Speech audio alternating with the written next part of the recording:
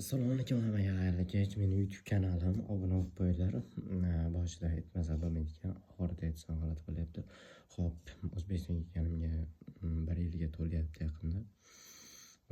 Bunda o'zimga kerakli ko'p narsalar oldim, angladim, tushundim.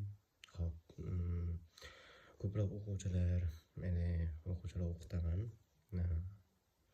Ingliz tili sohasi, Xitoy tili, undan tashqari koreys tilidan. Xo'p, birinchi navbatda to'xtaladigan bo'lsak, keling, bir boshdan ko'raylik. Meni bitta o'quvchim bor. Xullas topshirib chiqishgan. Xullas natijalari B1 bo'ldi. B1 bo'lganidan tushkunlik. Xullas hamma biladi. Shuncha mehnat, shuncha uyqusiz tunlar, shuncha olamdan o'zilib yangi til o'rganish. Xo'p, buning eng oson yechimi qanday deb o'ylaysizlar? Ko'proq bosimlar, O'zbekistondagi bosimlar. Ota-ona hamma ota-onasi,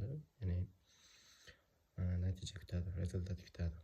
Xo'p, rezultat qanday bo'ladi? Rezultat sekin-asta bo'ladi. Faqat birinchi navbatda ilm olish kerak. Ilmni targ'ib qilish, ilm bitta narsa. Misol uchun salfetka oladigan bo'lsak, salfetka oppoq. Oddiy olib tushuntiradigan bo'lsam, salfetka oppoq, ichidagi qora nuqtasiz. Qora nuqtani endi siz o'sha qora nuqtada ilm boshlayapsiz. Ya'ni buni qora qilmoqchisiz salfetkani.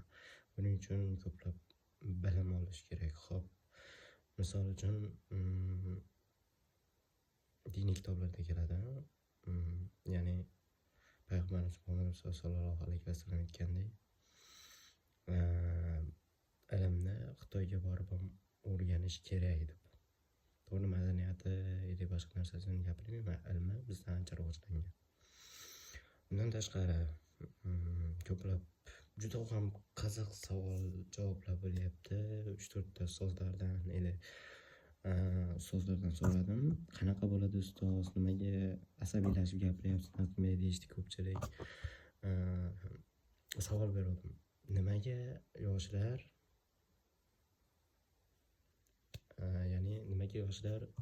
ko'p vaqtini behuda sarflab qo'yapti, undan tashqari o'zini ishini topolmayapti. 22 yoshman.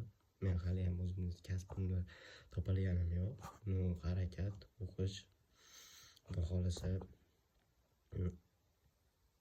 xohlasa zo'r imkoniyatlar bor. Lekin bo'sh vaqtimda bola o'qitaman, kitob o'qiyman.